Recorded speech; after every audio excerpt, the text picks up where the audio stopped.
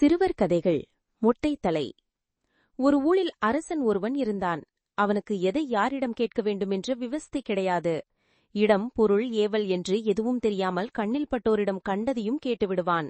அதனால் அவனை வெகுளி அரசன் என்றே பலரும் கருதினர். அந்த மாதிரிதான் அவரும் நடந்து கொள்வார். ஒரு சமயம் அந்த அரசனுக்கு முழங்காலில் வலி ஏற்பட்டது. உடனே மந்திரியை அழைத்தான். அமைச்சரே, எனது முழங்காலில் வலி ஏற்பட்டுள்ளது. அப்படியும் இப்படியும் காலை அசைக்க முடியவில்லை, என்ன செய்யலாம் என்று ஆலோசனை கேட்டான். மந்திரி ஒரு கணம் தீவிரமாக யோசித்தான். எந்த ஒரு விஷயமானாலும் அது சிறிதாக இருந்தாலும் சரி, பெரிதாக இருந்தாலும் சரி, நம் அரண்மனை குருவிடம் கேட்டுத்தானே செய்கிறோம். அதனால் அந்த முழங்கால் வலி பற்றியும் அவரிடம் கேட்கலாம். அவர் என்ன சொல்கிறாரோ அதன்படி செய்வதே நல்லது என்றார் அமைச்சர். அமைச்சர் சொல்வது சரியென அரசனுக்கு பட்டது. அதனால் அவர் அரண்மனை குருவை அழைத்து வரும்படி தனது சேவகர்களுக்கு உத்தரவிட்டான்.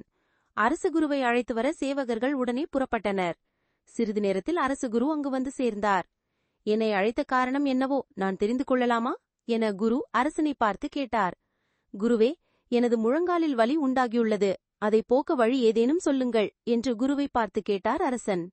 அரசே, அரண்மனை வைத்தியரை கேட்டால்தான் நல்ல வழி தெரியும். இருந்தாலும் நான் கேள்விப்பட்ட ஒரு செய்தியை சொல்கிறேன். பொடுதலையை வச்சு கட்டினால் முழங்கால் வலி நீங்கிவிடும் என்று கூறிவிட்டு குருநாதர் அரசனிடமிருந்து விடைபெற்று சென்றுவிட்டார். உடனே அரண்மனை வைத்தியரை அழைத்து வரும்படி சேவகர்களை அனுப்பி வைத்தான் அரசன். சேவகர்களும் அரண்மனை வைத்தியரின் வீட்டை நோக்கி புறப்பட்டனர். அரசனுக்கு முழங்கால் தாங்க முடியாத அளவுக்கு வலித்தது. அரண்மனை வைத்தியர் வரும் வரை வலியை தாங்க முடியாமல் துடித்தான். அப்போது அங்கே பண்டிதன் ஒருவன் வந்தான். குருநாதர் சொன்னபடி பொடுதலை வைத்து கட்ட வேண்டும் என்று அவரிடம் கேட்டான் அரசன். அந்த பண்டிதனுக்கு தமிழே அரைகுறை, வைத்தியம் என்றால் என்னவென்றே தெரியாது.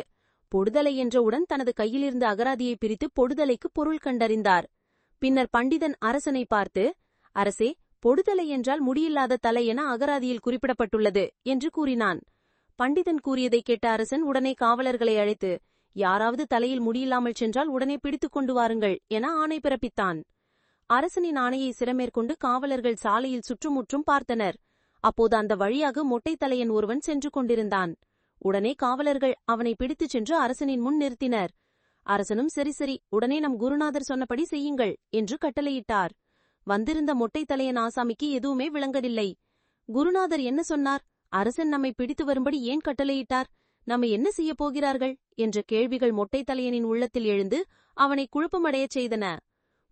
சீக்கிரம் அவன் தலையை எடுத்துக்கொண்டு வாருங்கள் என்று அரசர் கோபமாக கூறினான். அப்போது அரண்மனை வைத்தியர் மருந்துடன் அங்கே வந்துவிட்டார்.